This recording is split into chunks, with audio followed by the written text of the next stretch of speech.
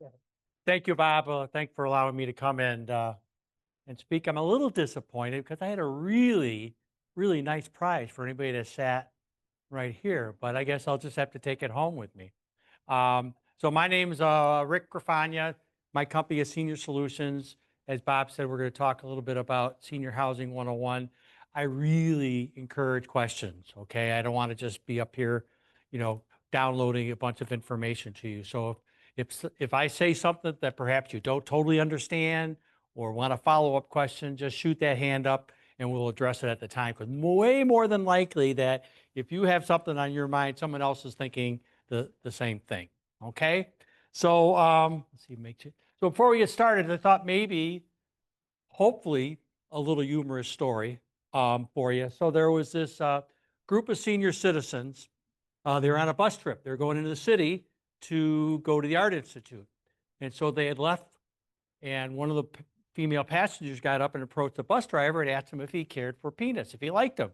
He goes, "Oh, yeah, I really do." She goes, "Well, reach out your hand. I'll give you some peanuts."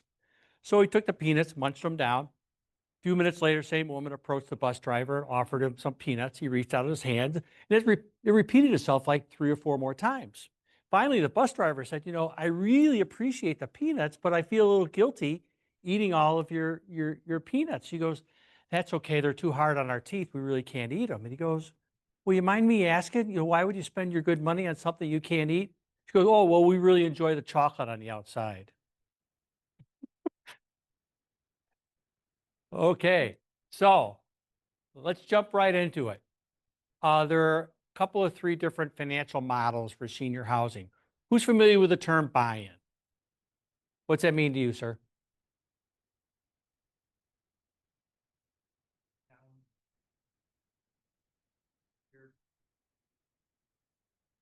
A long time. Yeah. Okay. Pretty close. How about you? Yes. Yes. So in its essence, a buy-in is a little bit of a misnomer. Let's just say there's a fairly significant entry fee, some level of a six-figure amount. Could be, depending on the property, it could be 200, 300, $400,000. Okay. Um, Typically, when you make this upfront entry fee, it gains you access into this property or community, and there's a percentage associated with it. It might be 70%, it might be 80% or 90%. What that means is that at the time of you either physically picking up and moving out of the community, or you live there through the end of your life, that percentage of that upfront buy-in money will be returned either to you personally or to your beneficiaries and your estate. Okay?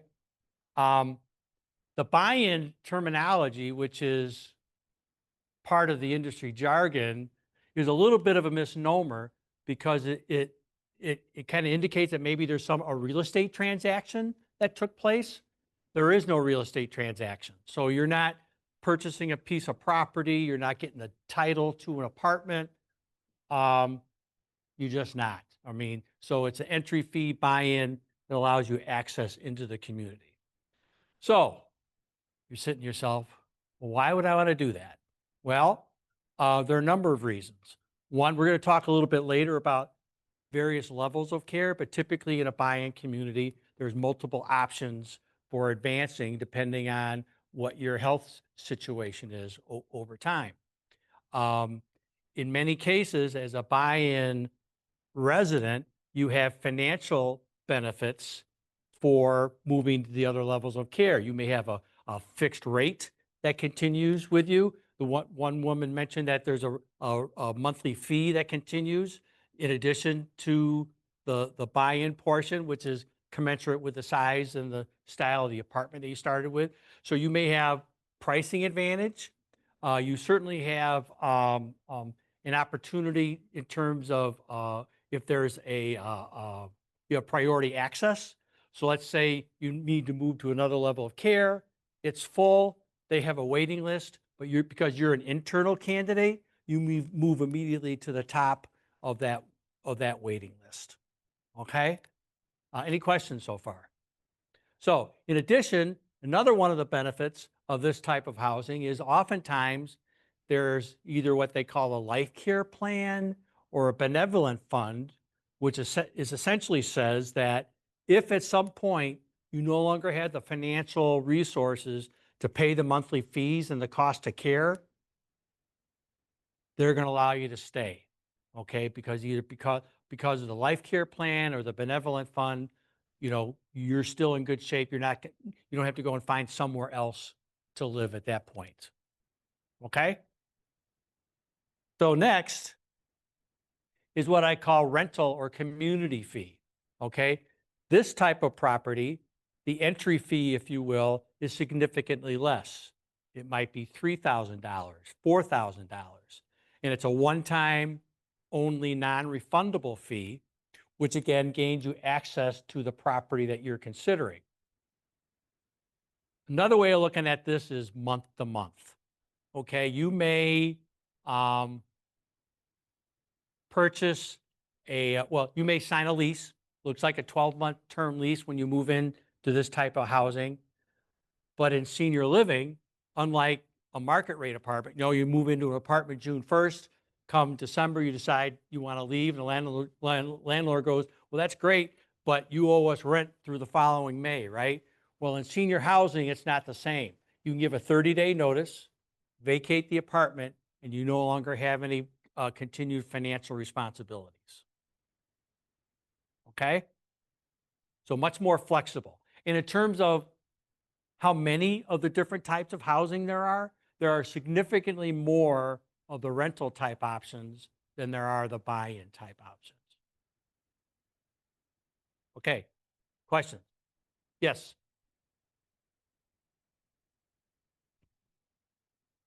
We're gonna let you know that later in the program.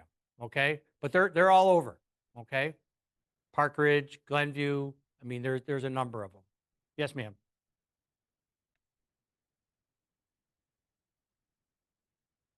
Yes. No. And that's a good question. So one of the things that I highly encourage anybody that's considering the buy-in option is, have you ever looked at a buy-in contract? Good, you have. You're one up on me. I've never. Okay. And so I always recommend that you get the guidance and the coaching of an elder law attorney to look at that document, because the devil's in the details. Because it's one thing to say you're going to get your money back. The other thing is, well, when do I get my money back?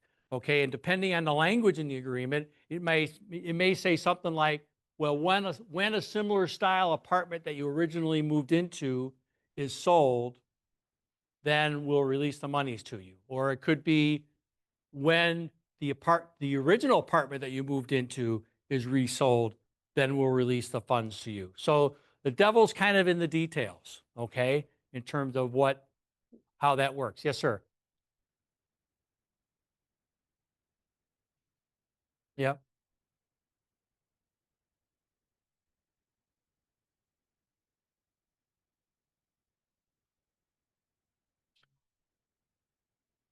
That's a great point. So the word I'm going to use is nicer.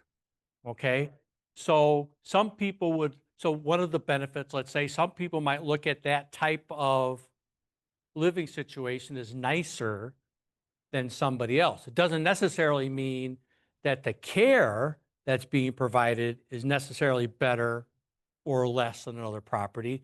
Typically, your buy-in communities are on maybe a little bit bigger campus-like kind of a setting. Um, and so, and the reason that there's much less of the buy-in types and the rental, not everybody financially is capable of supporting that model, because not only because there's a financial disclosure process that takes place. And so those communities are looking not just for the capability to pay, let's just say the $400,000, but what in addition do you have in that, to look at the total picture to determine whether you're a good fit or not. Yes, ma'am.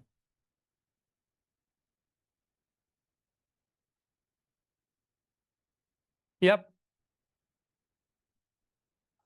Well,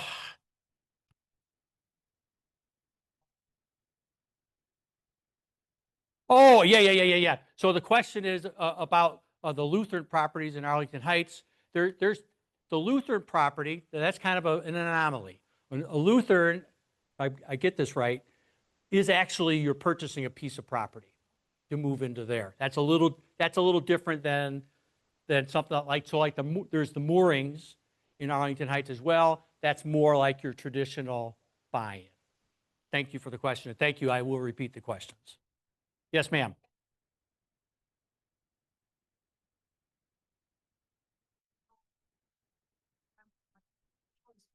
Pay buy-in, they can raise the rental 4% every year.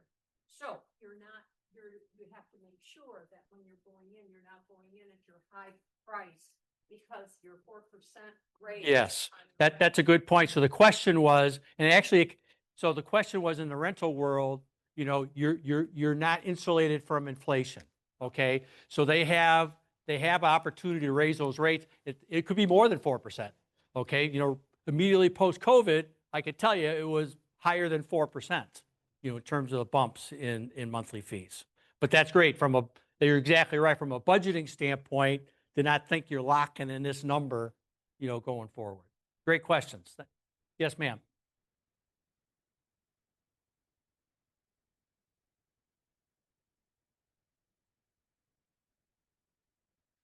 So the question is, are there some safeguards against inflation? The short answer is no. Okay, there is oversight from the state in terms of the healthcare side and then following the rules and regulations of what they need to provide. But these are private businesses, so they can price it competitively or what they ever need to sustain their business. Okay. So the third type is what I call affordable housing or lower income. All right. This is senior housing, apartment style living, typically for independent seniors. You can come and go as you please. It's your own apartment. Uh, Typically not any significant services, if anything. So no meal plans. There may be a monthly activity or a program, but no built-in health care in the property. It's independent living. The advantage of this is that the pricing is lower than what you would find in a market rate apartment, whether that's under a HUD type of an environment or Section 8 or a voucher system. It gives you a financial advantage to moving into that type of housing. It works really great for people. Here's the challenge with this type of housing. Here's demand, and here's availability. Okay? Typically very significant long wait lists for the, yes, ma'am.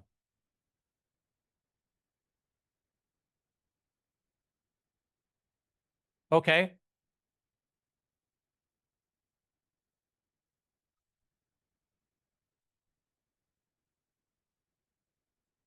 Yep. Yep. So the question, the comment was that her personal experience was a 2-year wait list for this type of housing. And so that's not untypical. Okay. And so what my counsel, if you will, to people is that you have to play the game. Okay. The wait list clock for you does not start ticking until you've filled out the paperwork and submitted it, because that 2 years was reality to you. But if I were to tell you 18 months or 36 months, whatever, it's a guesstimate, right? What you don't know is once there's availability and they start making the phone calls, oh, I'm sorry, when my dad passed away. Oh, my mom changed her mind. Oh, dad moved to Arizona with one of his kids. You don't know any of those stories, and the wait list time could actually go faster than what they anticipated. Thank you. Okay, so I'm going to venture over here and get my water. Are you guys hearing me okay?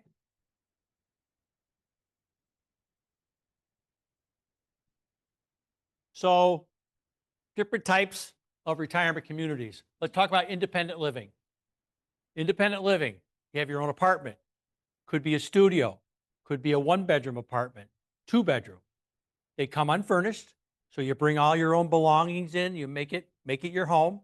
They have a full kitchen, your base rent or fee gets you things like housekeeping and maintenance and utilities and Wi-Fi and cable. Comes with a meal plan. The meal plan is a restaurant-style dining in a dining room, something less than 3 meals a day. And that will vary a little bit from one property to the next. It might be 40 meals a month, or it could be breakfast and lunch and or dinner, or whatever it might be, but something less than 3 meals a day. But you've got your full kitchen in the apartment that allows you to prepare meals as you so fit. You hate the meatloaf, well, then you're going to eat, prepare your own meal in your own kitchen, okay? Also gives you activities, programming, local transportation is really all included in that monthly fee. The only other thing that could be added to that monthly fee would be that, let's say it's a couple that's moving into a community. There's what they call a second person fee. All right, so they're not going to, they don't double the rent on you, but there's another fee. It could be $800, $1,000. It's essentially kind of a cost of food. Okay, is what would be added to your monthly fee. Question. So now, independent living with services. Who's familiar with the term activities of daily living, or ADLs? What's that mean to you?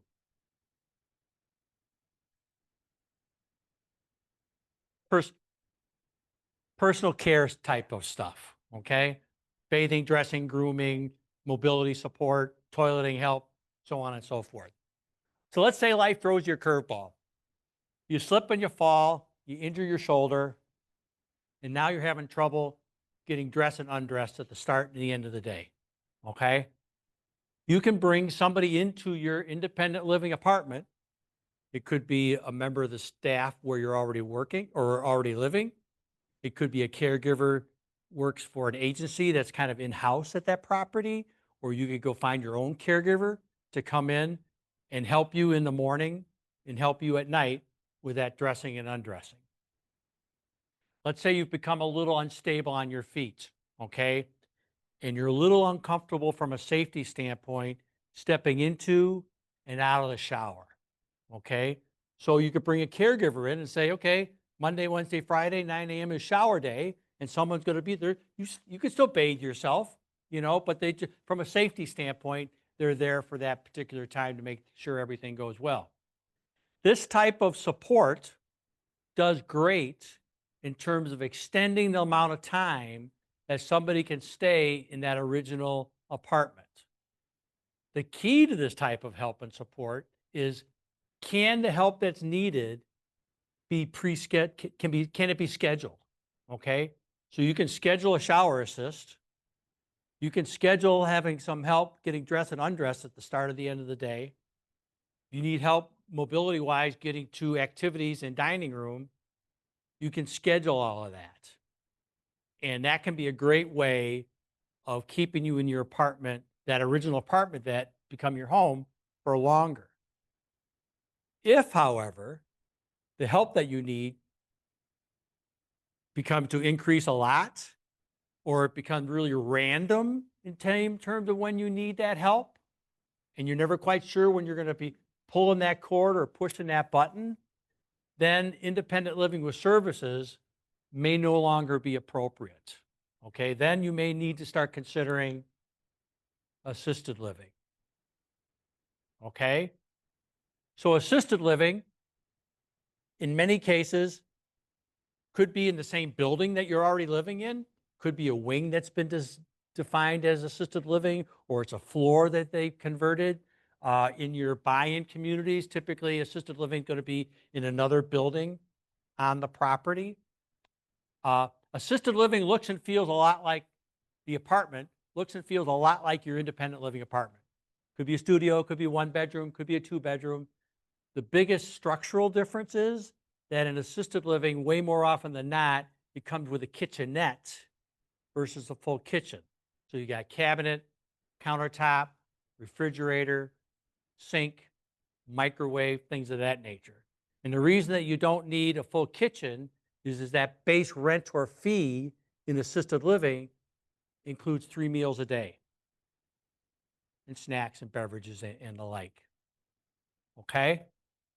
The rest of it all, so your rent gets you everything that you got with your independent living apartment. Typically, one additional item, typically laundry is included, for that. In an independent living apartment, uh, there's not a fee for laundry. Oftentimes, there's a washer dryer right in the apartment, or there may be facilities real close to your apartment. But in assisted living, it's way more often than not, they're going to do the laundry for you. In case you've got a burning desire to do the laundry, they'll probably figure that out, or I'll bring my laundry over. You can do mine. Okay. Um, so assisted living, there's three components to the cost. There's the base rent, which I spoke to. There's potentially the second person fee. And then every person that is considering going into assisted living is going to be evaluated or assessed by their director of nursing to determine what kind of help do you need to get through the day safely, focusing on those ADLs that we talked to. Because the help that you need, way more likely, is not going to be the same help that he needs. So each person is going to have their own care plan, and that care plan will be translated into a dollar amount, which is added to that monthly fee. Question? Okay, we'll keep moving. Memory care. Let's say there's a dementia diagnosis in play, or maybe there's a history in the family of memory care. First of all, oftentimes I'll get a phone call and it'll be one of the adult kids saying, well, we just left mom's doctor appointment and the doctor says that mom has early onset dementia, so we need to go and find memory care. Not necessarily.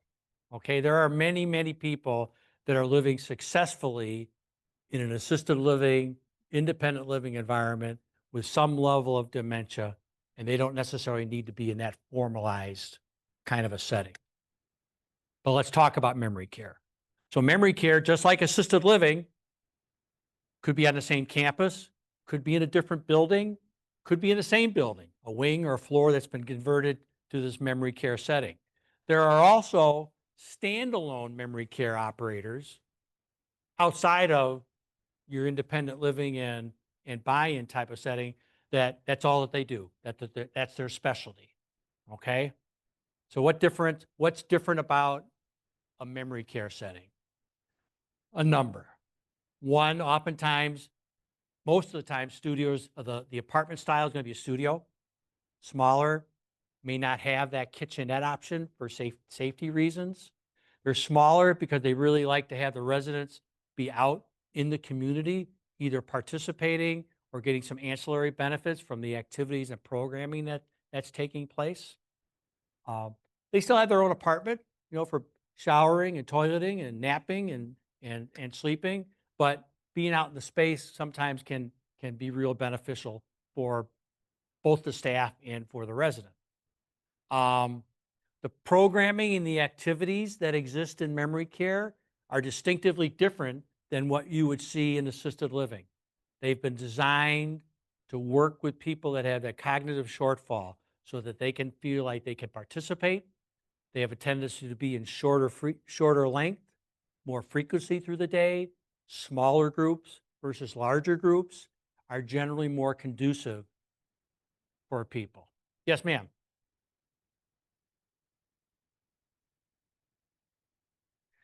So so the question is, what's the ratio in a memory care versus to the caregivers?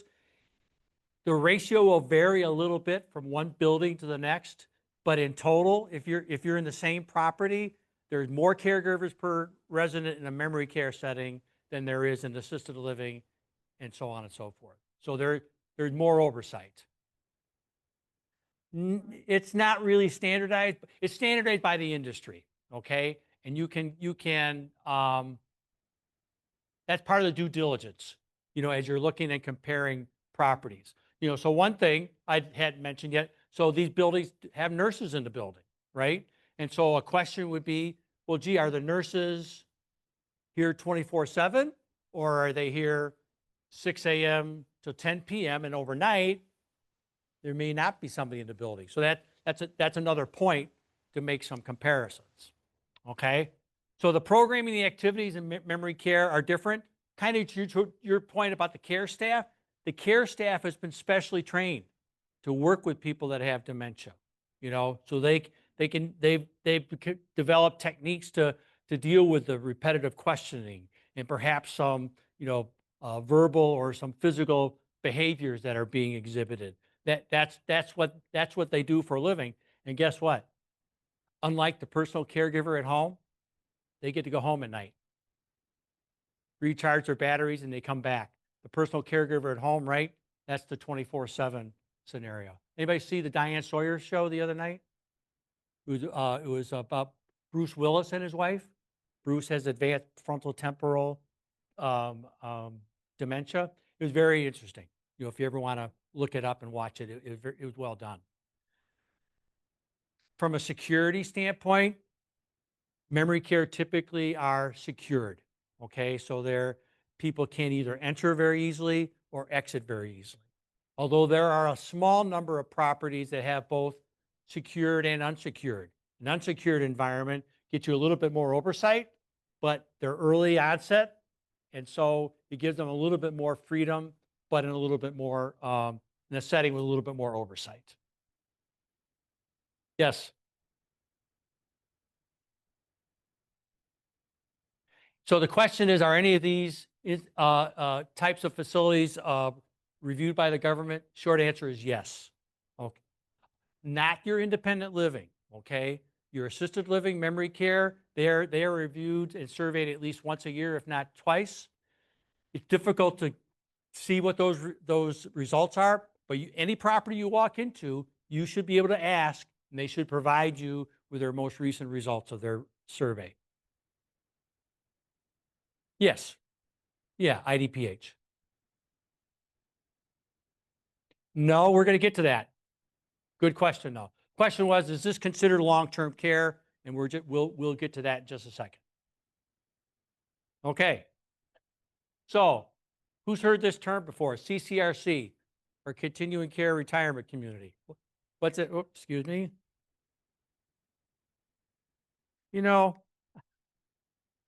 I have an appointment with Pearl Vision tomorrow. I'll get some. They have called me 4 times, asking. I'm like, come on, I'm done. I know, 10 o'clock. I'll be there tomorrow. Okay. Want my insurance card? No. Anyway, so CCRCs are typically associated with the buy-in model, okay? Because they've got the multiple levels of care. They've got independent living with services, or independent living, IL with services, assisted living, memory care, and we're going to talk in a minute or two about skilled nursing, all on the same campus. Okay? So, who's heard of this? Supportive living. So supportive living is unique to the state of Illinois. It's apartment style living for seniors age 65 years and up. Excuse me. They have their own apartment. Could be a studio, could be a 1-bedroom, come unfurnished. You pay a monthly fee, which gets you things like everything we talked about: 3 meals a day, housekeeping, laundry, maintenance, utilities, so on and so forth. There are some physical requirements of people that live in supportive living. They need to be able to stand and to pivot on their own, even if that's to get to a walker or a wheelchair. Essentially, can they navigate their apartment on their own to get to the restroom to take care of their toileting needs? Okay. There is care available in supportive living, very similar to independent living with services. Works well as long as the care can be scheduled in advance.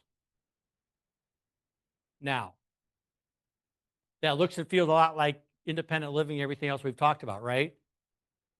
The big difference with supportive living is that, unlike everything else we've talked about up to this point, Those are all private pay only options.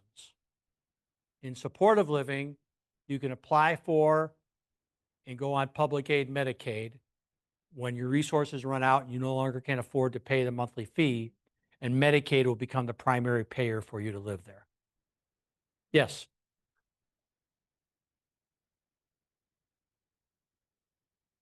Yep. Kick you out, I think, is a harsh way of saying it. But but the point is, to in their defense, they communicate with everybody in advance. So the question was, what happens when you run out of your financial resources in a private pay world? It's communicated pretty well up front that we are private pay. And when you get to a point of being within 6 months or so of no longer being able to pay, come and talk to us and we'll start figuring out what some options are for you. Okay? So it's not quite just kicking you to the street, but they're businesses, they're private pay only. They operate. There are other options, and that's what you help navigate people with. Yes, ma'am.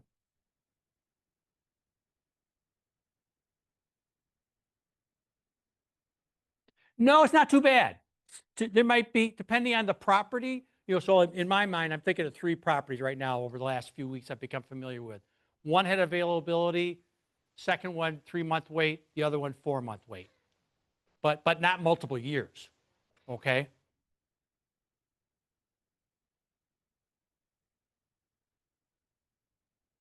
I think. It might be. I don't know. Excuse me. I'm sorry. Probably somebody with millions of dollars wanting help with their, no, just kidding. I'm not familiar with that property specifically. Yes, ma'am.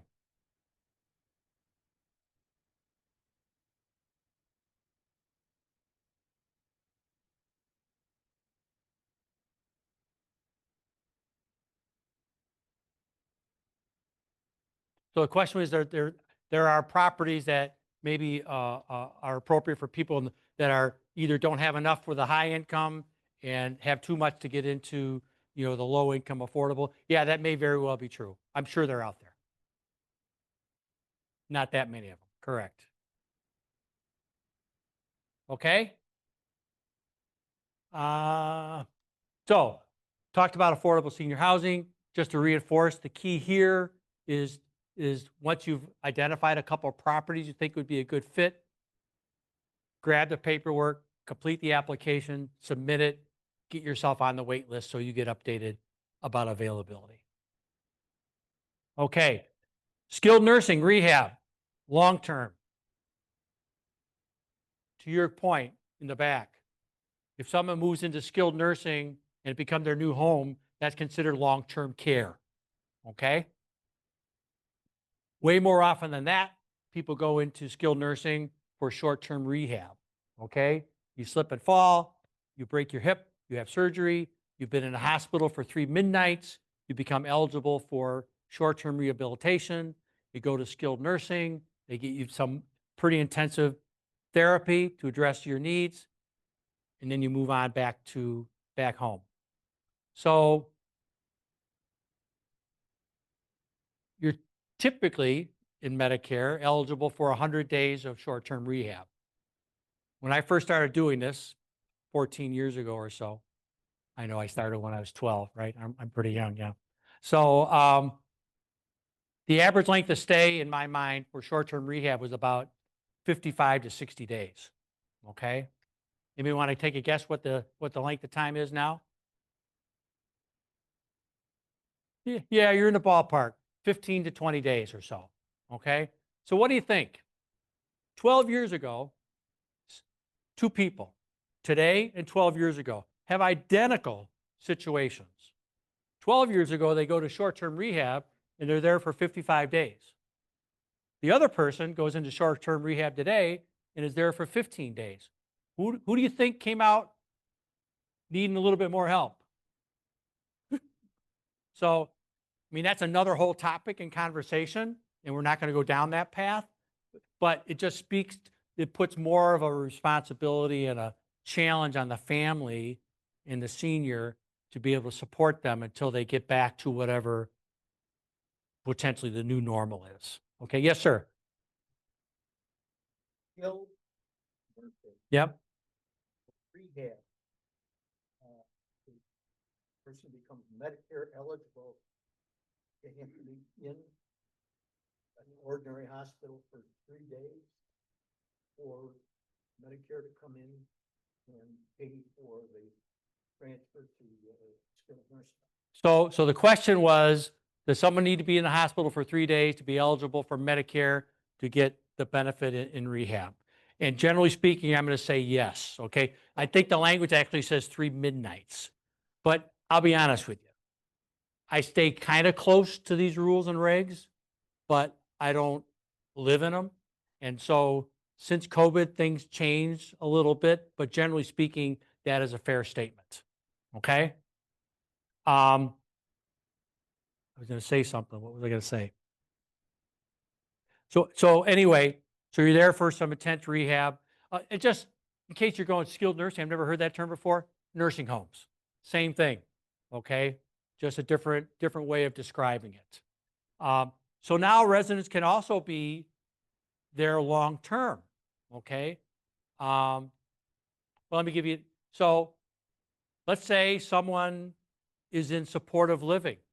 Okay, they've transitioned to Medicaid, and now their physical needs fall outside the bounds of what supportive living can offer them. They don't have the financial resources to go into assisted living. They need to go on Medicaid into skilled nursing property. Okay? Yes, ma'am.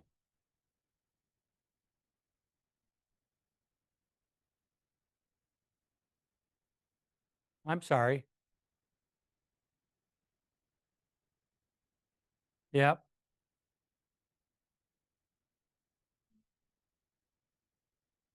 Okay.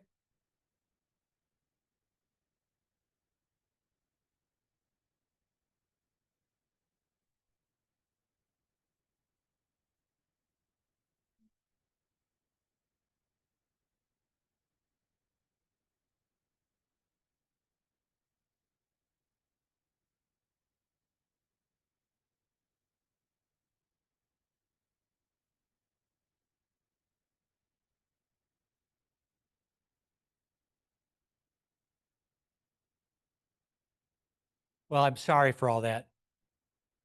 Pardon? Yeah, it's there are stories. Well, and the challenge is that a lot of times people fall into situations and you don't have the guidance or the coaching to help, you know.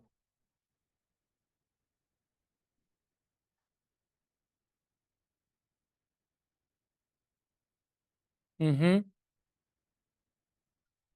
Yeah, it's kick. Yep, I know what that.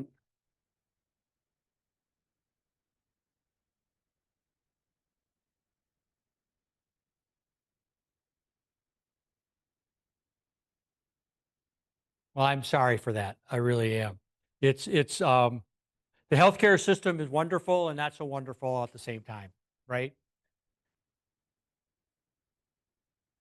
Yeah, you know that, and there's that, and then there are private companies that are care management companies that are fee based and can be, you know, they can actually formally be your guardian or your power of attorney to make decisions on your behalf. But that, you know, that yes, though there is help out there, just a matter of trying to find it and matching the help that you need with what the help that's out there with what you need. So long term, somebody could be, so that Medicaid, right? From transitioning from supportive living to skilled nursing. Somebody could also be in assisted living, and assisted living is wonderful. It truly, in many cases, can be an end of life solution for families.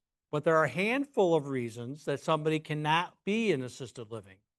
Someone's on a respirator, on a ventilator, a feeding tube, uh, of a large person, bariatric, 2+ person assist, maybe a high level wound. Those types of situations cannot be addressed in assisted living. It can only be addressed in skilled nursing. So that's why somebody might find themselves living in skilled nursing. Yes.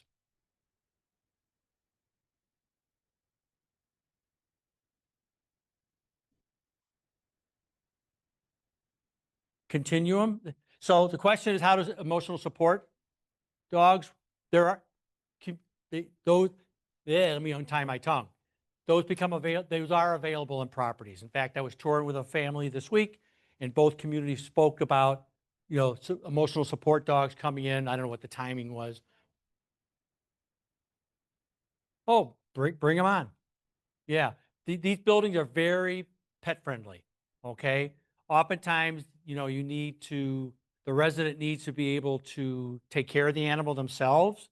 But today, compared to when I first started, it was somewhat problematic in terms of how friendly buildings were to pets.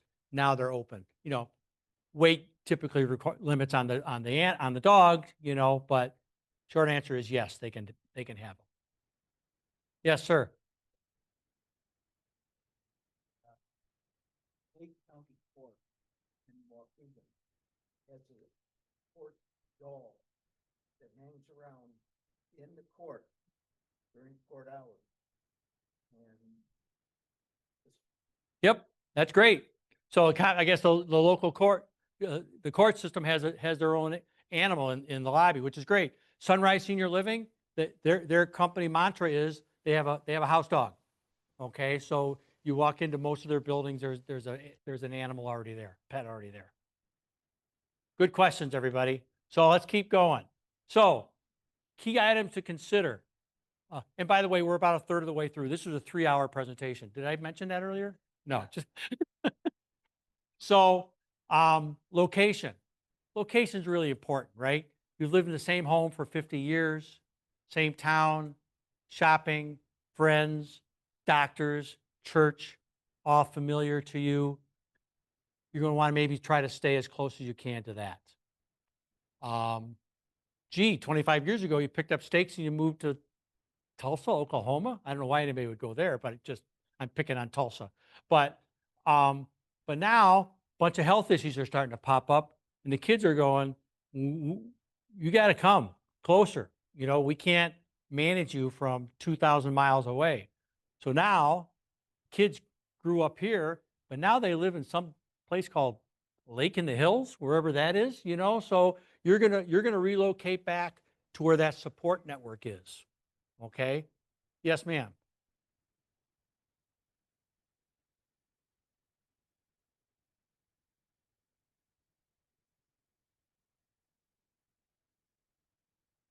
Yeah, I mean, you can no different than, no different than the kids live in Morton Grove and mom and dad live in Schaumburg, and they want to have somebody drop in once in a while to make sure everything is okay. Yes, I mean, that would be a fee-based kind of a solution, but yes, that happens. So location is important. Level of care, right? You start out independent living, hard to know what's around the corner for any of us, right? But to the degree that you can ascertain what might, let's say there's a heavy history of dementia in the family. Nothing going on right now, but try to make a move to some place where that is an option down the road, if and when, versus having to pick up stakes and totally moving somewhere else. Okay? You're going here to continue living, right? So what do they do for fun? What kind of activities do they have?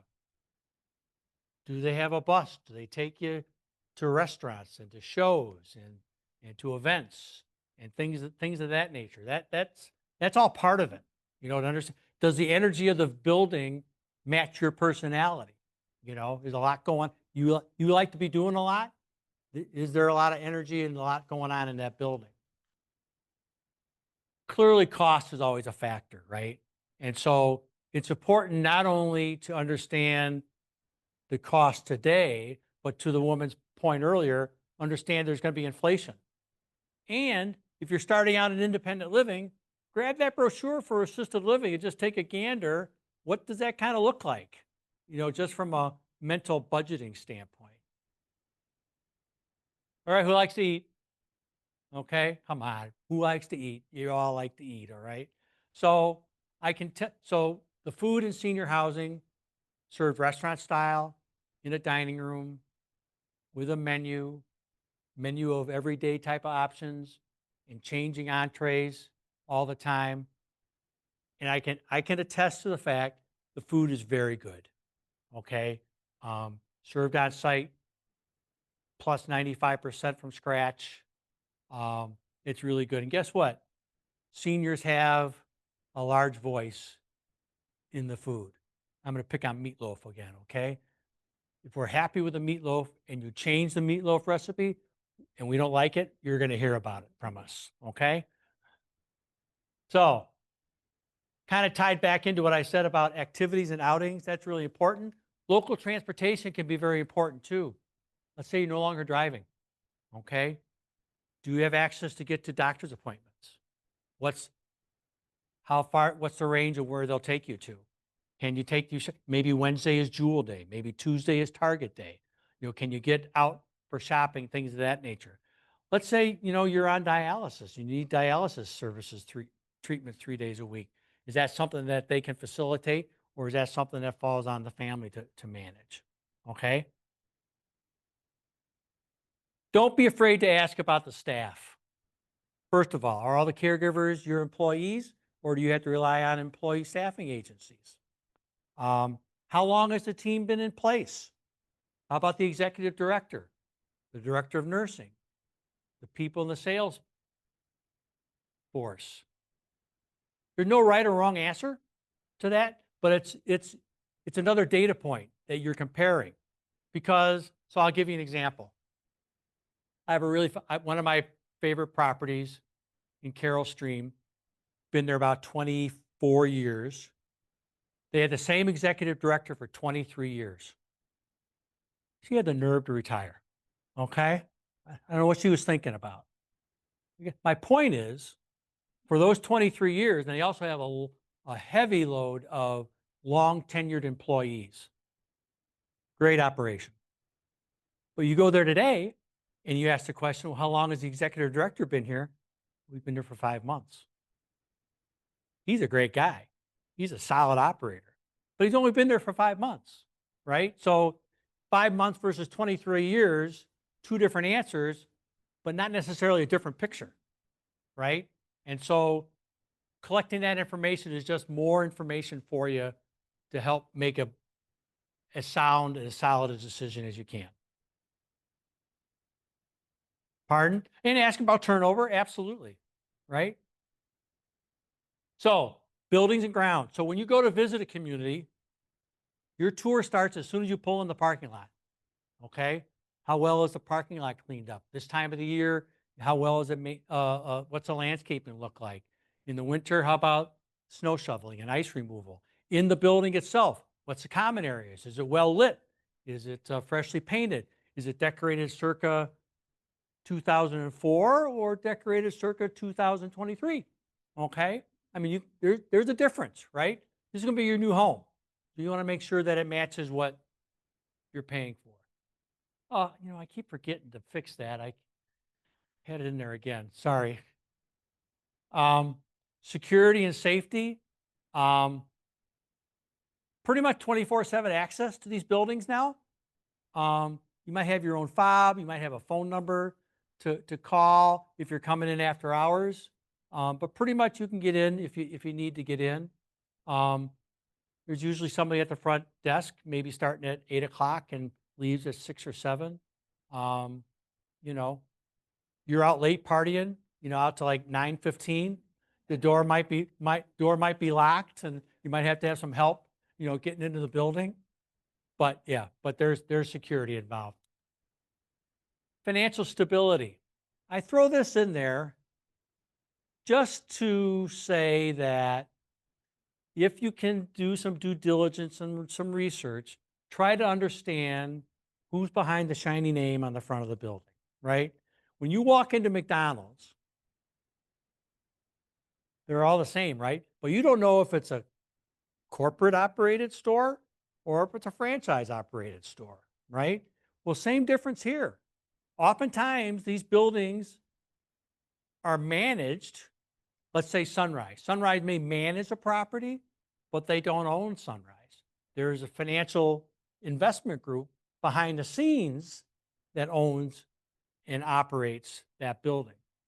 Who's heard of Friendship Village? Remember Friendship Village, okay? So for those of you that don't know, Friendship Village is the largest CCRC in the state, located in Schaumburg. Well, 3 years ago, they filed for bankruptcy. They went belly up, okay? Um, they're up and running still now. They've converted from a buy-in model to a rental model. They're doing very well. But some of those people that put their buy-in money up front took a haircut. Okay, I don't know what the significance of it was, but they did.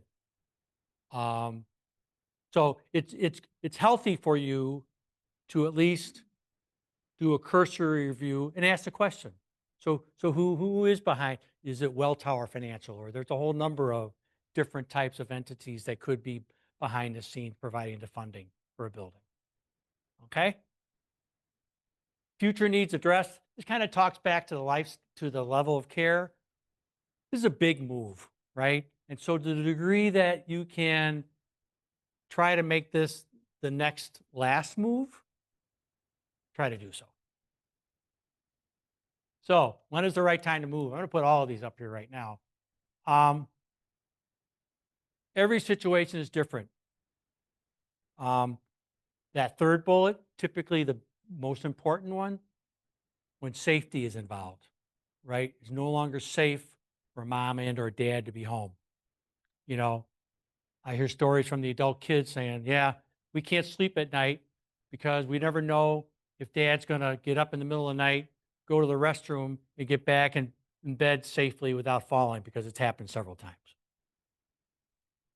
You know, sometimes you need little pebbles dropped on your foot. Sometimes you need boulders dropped on your foot, you know, to say that it's time to do something different. Family geography. Mom and dad moved to Tulsa, as I mentioned. Kids are all here. Time to bring them a little bit closer home. Cost. Sometimes, hey, I am a firm believer of keeping the senior home as long as possible. My mom, along with her youngest son, her youngest son isn't 96, but my mom, 96, living in the original house, doing fabulous. But sometimes keeping someone at home is expensive. And sometimes the keeping somebody at home, along with operating and managing a house, is more expensive than being in assisted living. And so sometimes cost becomes a factor. Medical diagnosis doesn't happen often, but sometimes maybe the doctor, the physician, could be the bad cop. You know, Ruthie, you really shouldn't be home anymore. You know, you need more help than what you're getting. Questions? Yes. Then look. Okay. So, number Yep. eight, how, and it's cheaper for us right now if taxes don't go up sky high. It's cheaper for us to stay at home, Great. physically able like Yep. this. However, as soon as we think that we're going to need somebody to come in from one of your other things, the care would probably Kick you over.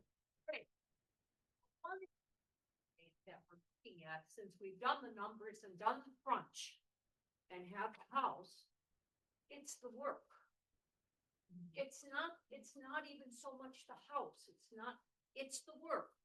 It's where the washing machine is, and doing the cooking and cleaning the yard and doing, so a lot of that, it's the work. Yeah. You know, It puts, independent living in your home isn't so much independent. There's a lot of work that goes along with it. You're really not independent just to not do anything. You're spot on with that. Yep. And I compliment you on doing the crunching and trying to understand what that can look like. So, what types of payments are accepted? Private pay, Medicaid, public aid. Who remembers there were two senior housing options where Medicaid came in as the payer? You may remember. One was supportive living, and one was long-term skilled nursing in a Medicaid bed. Okay? Medicare. Sometimes I get the call from the adult kids and go, hey, we're moving mom into senior housing. That means we don't have to pay for Medicare anymore. Okay, not true. Medicare doesn't go away. Medicare plays the same role whether you're living in your house in Morton Grove or whether you're living in assisted living somewhere else. Hospitalization, doctor visits, prescription drugs, therapy, so on and so forth, all continue, and Medicare is the payer. No, they don't, but they pay for all your medical stuff.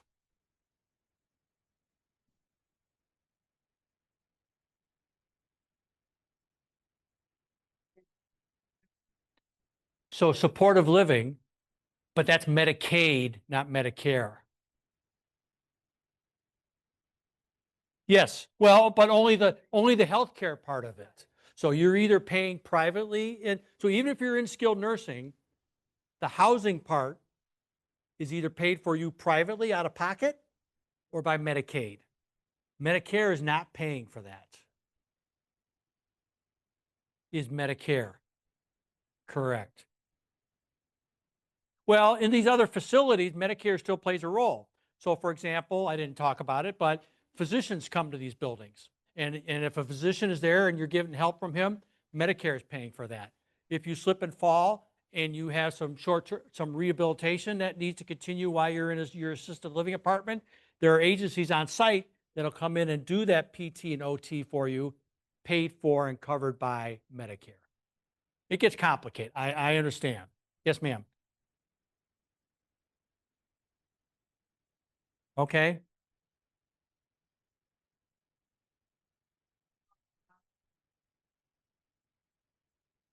bed, then you- they have Medicaid beds, most facilities, they have beds in Medicaid, and they have Medicare. So the one that Medicare has money, so we pay for that bed. Yes. Bed. So Yeah. that's So her point is that in skilled nursing, you have Medicare beds and you've got Medicaid beds. In a Medicaid bed, obviously Medicaid is going to pay for someone to live there, and private pay. Correct. Yes, ma'am.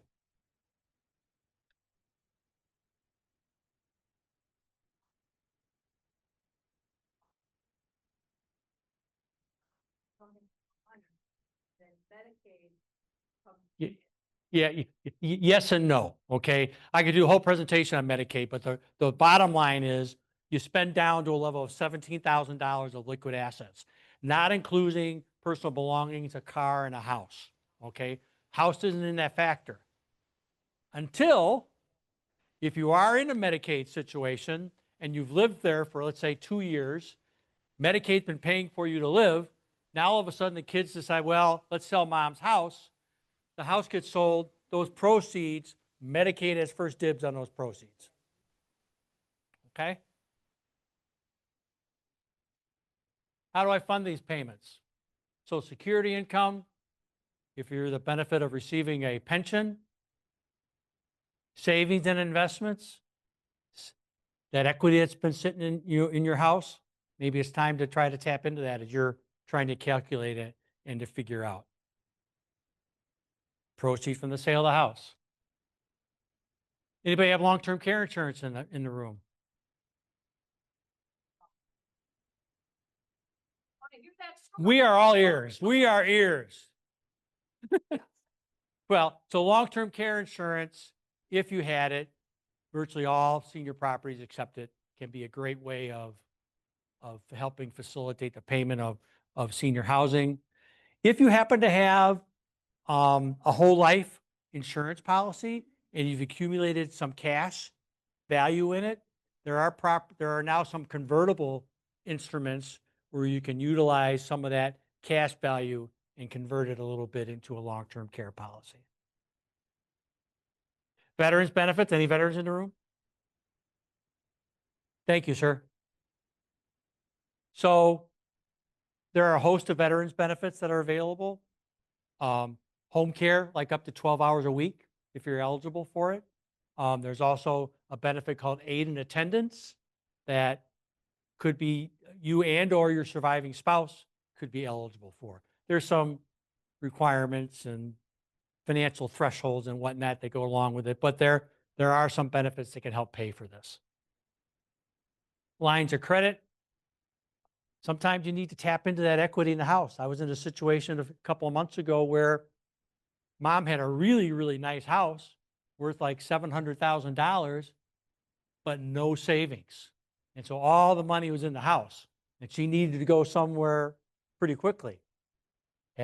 Went to the bank, say, how do we tap into a short-term loan to get some of that money before the home is sold? So there's ways of solving things. Life insurance conversion, I just talked about that a little bit. The kids are going to jump in, aren't they? So, other items of importance, veterans benefits, we touched on that. Elder law and estate planning. Everybody got power of attorney in place? Yeah, a little wishy-washy on that answer, but there's two powers of attorney, remember? There's property and there's health care. If you haven't looked at your power of attorney for quite a number of years, time to have it looked at, because the language from the state of Illinois changes over time, and it's in your best interest to make sure that you have the most current language baked into that document. A little bit of a benefit for you, but more of a benefit for the person that you've identified as your trustee, so that if you're in a position where you're no longer capable of making decisions on your own behalf, that person is going to jump in and do that. In the power of attorney for property, financial institutions, to their credit, are becoming a little bit more persnickety about just opening up the coffers because someone brings in this document that's 21 years old. Okay, so you want to have something that's current. Talked about power of attorney. Well, in elder law and estate planning, let's say the financial circumstances really are saying, gee, not too far down the road, we're going to have to transition into Medicaid. We need to think about that.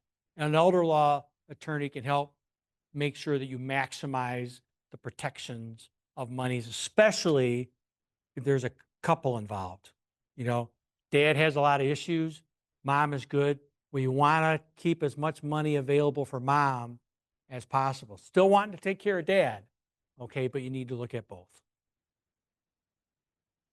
Real estate services, you got a house, need help selling it. Who's got stuff at home? Right? So everybody's got stuff. The problem is, what do you do with the stuff? Because guess what?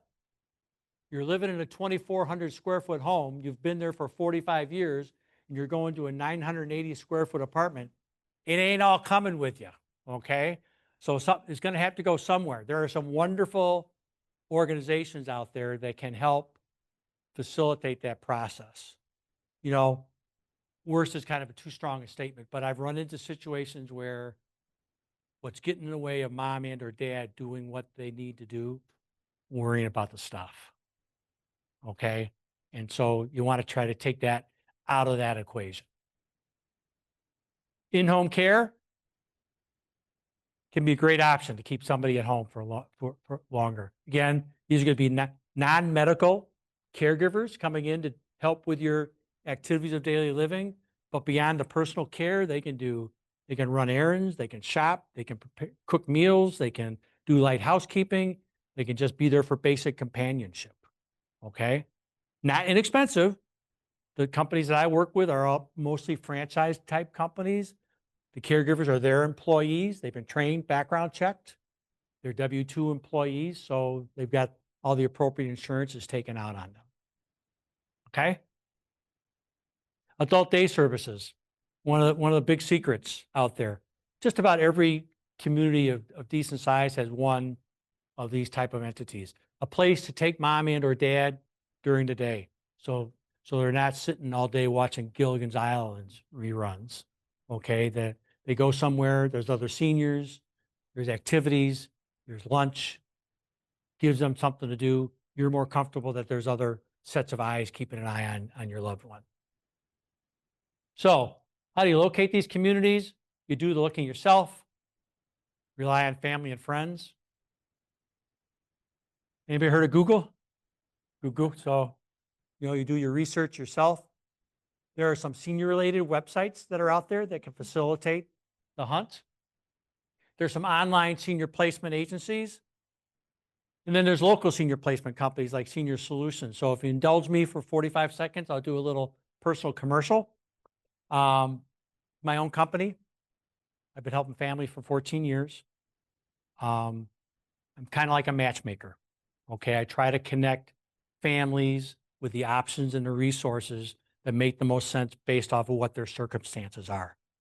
Whether it's housing, whether it's home care, whether it's elder law, you just about everything we talked about today is in my bag of tricks and resources that I've accumulated over time. There's no cost for my services. Okay. My business model is pretty simple. If you were to allow me to help you and I help facilitate a move into senior housing compensates me for that move. Okay. Short of that, you can beat the heck out of me with questions and you're never going to get a bill or an invoice. I have a healthy amount of, and I'm not saying this just to toot my own horn, but there's a healthy amount of my business, which is pro bono. Okay. I get a lot of calls for looking for an affordable apartment or what we need a skilled nursing Medicaid bed, things of that nature. There's no financial reward in there for me, but I am more than happy to give people enough information so that they can move forward and be in a better place in terms of trying to solve their issues. I have some brochures and cards up there. Feel free to grab one. I would encourage you to grab one because you never know. I can't tell you how many times somebody calls. First of all, when phone rings, there's some crap going on in their life, right? They're not calling to say things are hunky dory. But we're chatting, and I go, "Well, how'd you happen to hear of me? How'd you happen to hear of me?" "Oh, 2.5 years ago, I was at the Woodridge Library, and I held on to your brochure." So there, for some of you in this room, there may be some front burner issues going on, but for other of you, you're just getting some general information because I don't know about you, but I scare the heck out of myself in the morning, look in the mirror. Where did this all happen? Right. It's right. And so just wrong. But anyway, so life happens, right? You just don't ever know when something's going to occur. And I just really highly encourage you. If you have questions, you know of people that maybe are just saying, gee, we're trying to figure out what to do with mom and dad. I can really be a good starting point for that conversation. Okay. Questions I can answer for you. You've been great. I really appreciate that.